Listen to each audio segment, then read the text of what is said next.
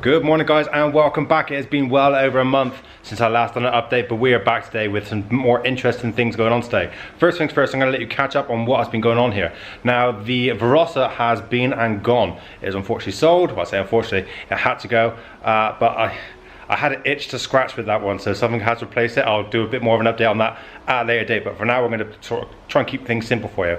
The Sil 80 is now at the stage whereby I've had major issues with this. I had Chris from Phoenix Engine Management, who was an absolute wiring guru. I had him come down for the day and sort out many issues that the previous owner had done, and then by the time I've been around and moved things and touched things, it upset a lot of things. So he's come around, he has sorted those issues. I also spoke to Mark, otherwise known as Northy from Driftworks. He really helped me with getting the final pieces done on this to get everything running on this car. This car now runs, starts, runs and drives. Fantastic. But things have been put on a bit of a back burner for this, for the simple fact that I have now got the Skyline in here. Now the Skyline, it was always put together really quickly, just thrown together for need's sake. I have a photo shoot coming up with Fastcar magazine, so this car needs to be stripped, rebuilt, put back together and made to look as it should have been from day one. The car is just, you know, from a distance it looks great and everybody loves it, but I know myself that this is not up to scratch. So rebuild time is going to happen, full repaint, engine out, engine rebuild, all put back together, a top mount setup, forward facing plenum, link ECU, all the good stuff. So this is going to be aiming for around sort of 500-ish brake horsepower. The front wings that I made for this, they're great, I love them. A lot of people like them, so I'm going to be putting these into production. But first things first, I need to make a decent plug for these to be made molds of. These aren't good enough, so this is going to be stripped and yeah, redone all over again. So make new front wings, I'll have a new front bumper on the way, new side skirts on the way, new rear bumper on the way, so everything's going to fit absolutely perfect. Oh, and a new bonnet as well. So first things first, let's get this front end stripped off and expose the disgusting end.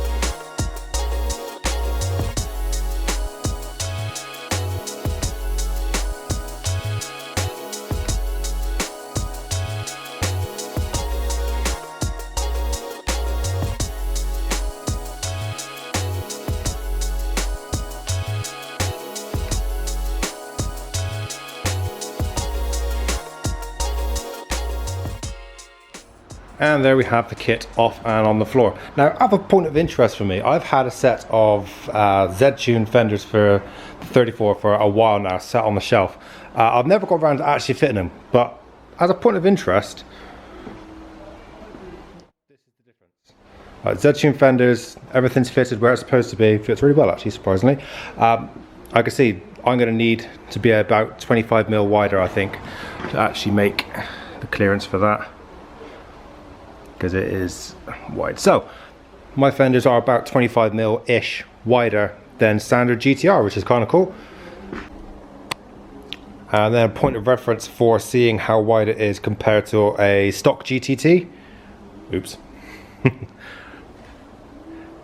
Yeah, that's stock GTT arches with the same wheel setup that I had on my car with my arches.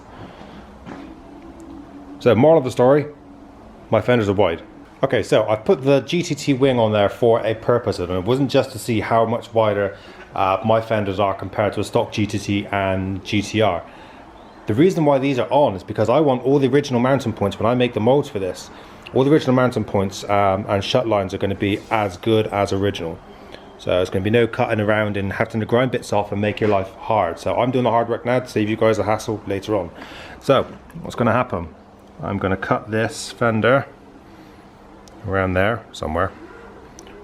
Cut it up to that line.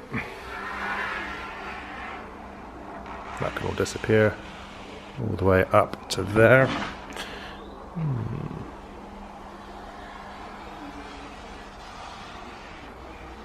All that can go, and all the mounting points down here are going to be the same, so that could disappear all the way across there. Like that. So all of that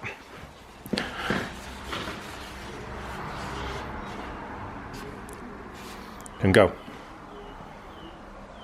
So all I'm going to use is the outside skin, so all the mounting points behind the wings, the doors, underneath the bumper, all down there will bolt up as OEM, and then my fenders will go onto that and it'll all be good, in theory.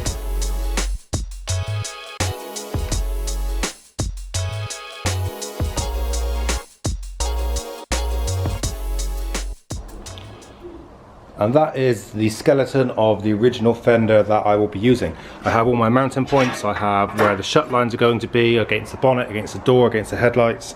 Everything will fit OEM, hopefully, as much as possible. So now to get this one back on the car, bolt it on, and then I'm going to butcher another perfectly good wing to carry on making the rest of my stuff. Good times. Okay, so that is the fender now bolted on. Happy days. But I need to make the bottom half of this secure, so I'm going to weld, well, I'm going to make a template first of all, which is going to go across here and then down a little right angle so I can bolt it to the back of here, and then make it as steel, transfer that over and cut it out and weld it on. And there we have our template made. So that's going to bolt underneath there originally, and then let's just fit onto there. Bit hard to do all one-handed, but we get the idea that I'm going for. So transfer this to steel, cut it out, weld it up, bolt it on, easy. Okay, so little bracket's been made. Time just to tack it all back together.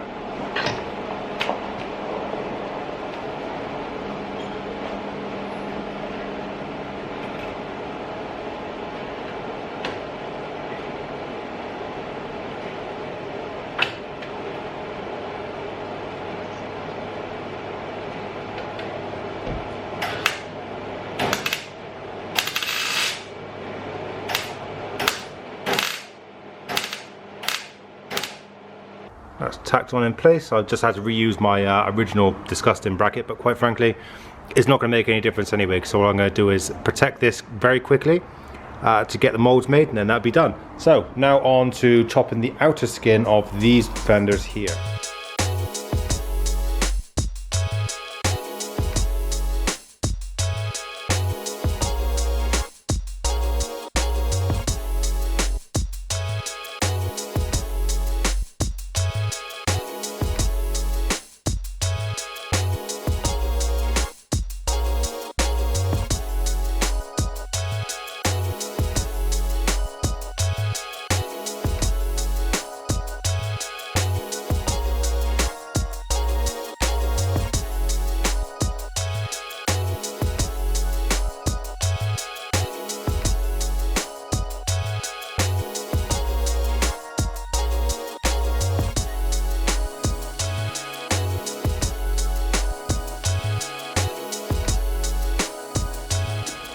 And there we have the very basic shape of what we need. I've really chopped out the front end there, and it's not very pretty, but quite frankly it doesn't need to be, because I'm using, as you know, the original wing to give me the nice leading edge to the headlights and everything else. So everything on the edges of this, they can be rough as they need to be, because I need to blend these in for the molds.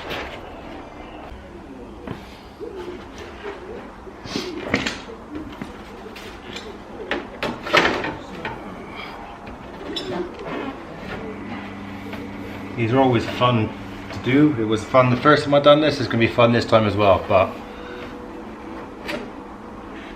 I think it's going to be about there. Okay. Let's secure this bad mamma jamma somehow, and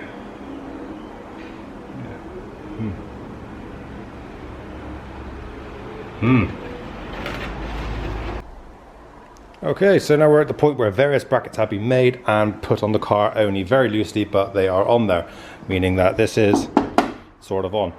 Here is the sort of panel gap that I have to play with. So that's going to have to be sorted and elongated and everything else. But this is the difference. Remember how those GTR arches were before? Yeah, much wider. Perfect fitment. Excellent. Brackets under there are all made as well, so nice and simples. Okay, I think it's going to be a good time to leave the video there. So me and my quarantine hairdo are going to call it a day.